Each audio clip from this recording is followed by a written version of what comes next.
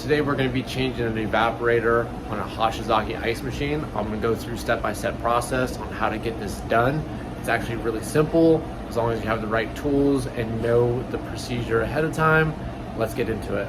First thing I'm going to do, I'm just going to take off all these panels. All my panels have been removed. I'm going to hook up my refrigerant gauges to my ports. There's another one over here, right there. And I'm going to hook up my recovery machine, which is down there, and take all the refrigerant out of the system. While the refrigerant is recovering, I'm going to take out these hoses, these spray tubes. There's some water guides up there that need to come out. Everything is connected. High side connected to the high side, low side connected to the low side.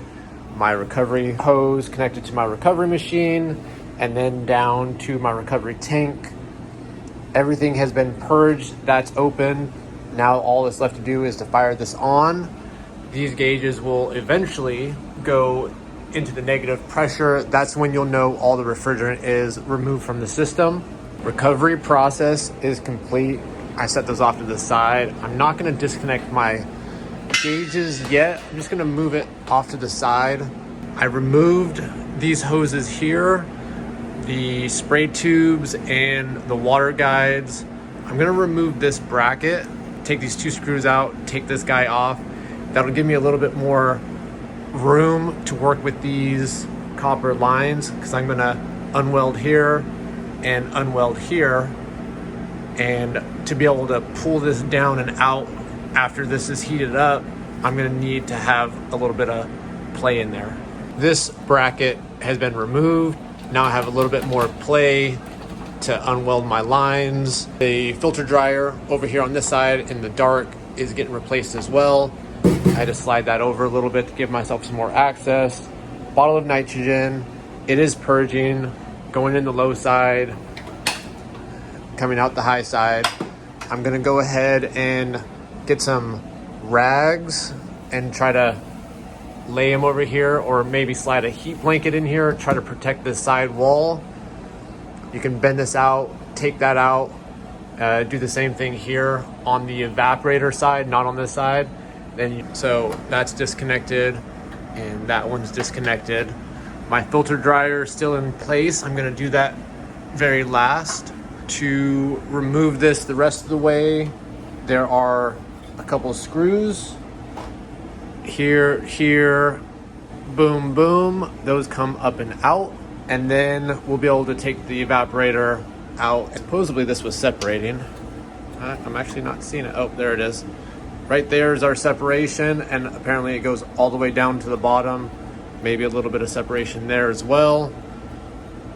But I think the worst part was down at the bottom, a little bit of separation in the back. But let me get these screws removed and then pull this up and out. Here's a look at our brand new evaporator and our old evaporator side by side. Besides the fact that one's clean, one's dirty, not really much of a difference. I'm gonna be welding here and here.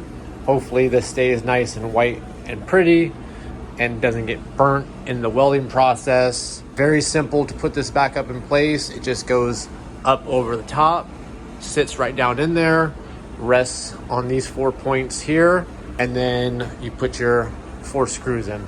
Lining these guys up and having them match can sometimes be a pain. It's another reason why you take out this bracket. You can get a little bit more play in your line. But if you bend this to where it matches, you can plug it in and then bend it back up into place after it's welded. It makes it a lot easier. I'm gonna get this figured out and then show you what it looks like at the end, but essentially just match it up and then it should slide right in there. My copper refrigerant lines are lined up, put in place. They're not gonna slip out. I have them bent to where they're actually holding pressure going up and in. I've not secured this yet. I will when I'm done. I am still flowing nitrogen, and I'm waiting till the very end to change out that filter dryer. Once this is welded in, the last step I'll do is take the filter dryer out real quick, put it in, and then throw it in a vacuum immediately to try to save as much time as possible. These welds are complete. Apologize that it's a little dark, but They're all solid, inspect it all the way around with my mirror and flashlight.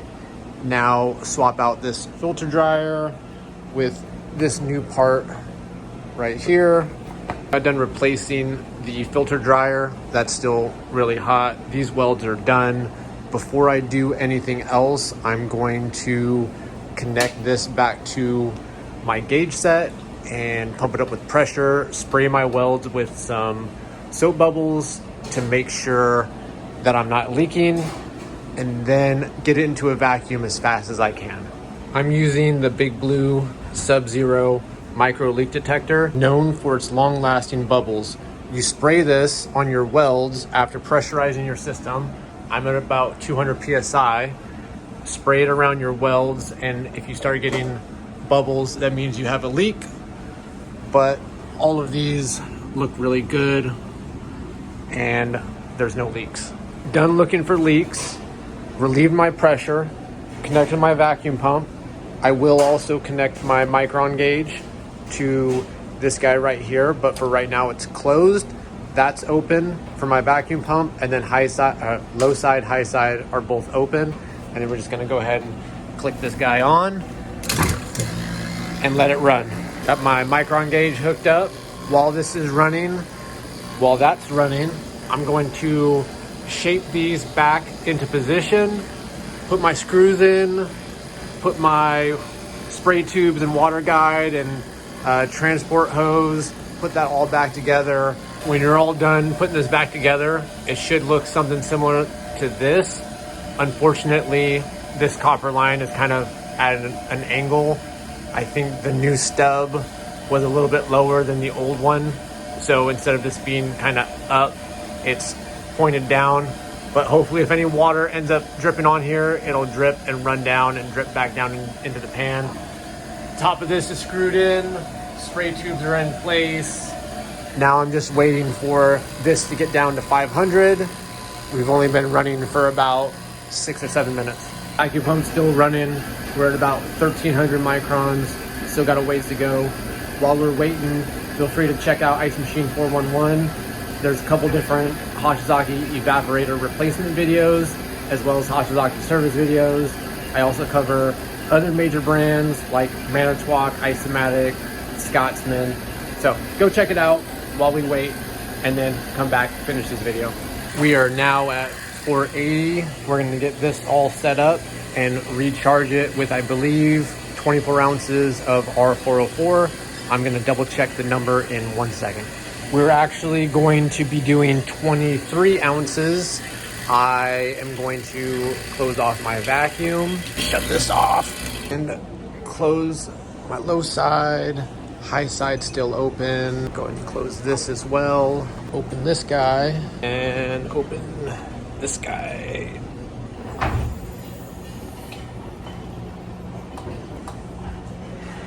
And that will start jumping up. Let's see what we got. 6. I'm just gonna wait until it gets to 1 pound 7 ounces, and then I'm gonna cut it off right here, and then we'll have to suck in the remainder through the low side. So disconnected my high side, put the side panel on so we don't go off on high pressure.